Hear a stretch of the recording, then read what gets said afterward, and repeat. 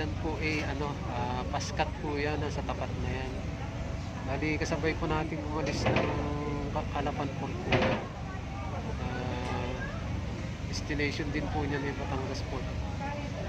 Bali po yan, ang style ho ng pagkakagawa niya, kung familiar ho kayo sa supercut, parang ganun yung itsura niyan. Guwang-guwang ilalim yan, mas malaki yung nga lang. Pero itong Montenegro, itong sinukin natin,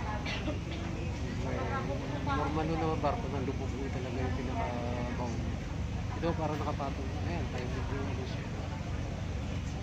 Cargo din po yan, cargo passenger din po.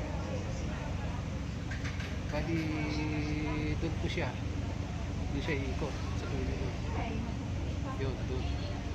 Tayo naman po ay dito sa nasa pinakagitna na yan tayo. Dito po natin mamaya kung sino makaano sa Port ng Batangas.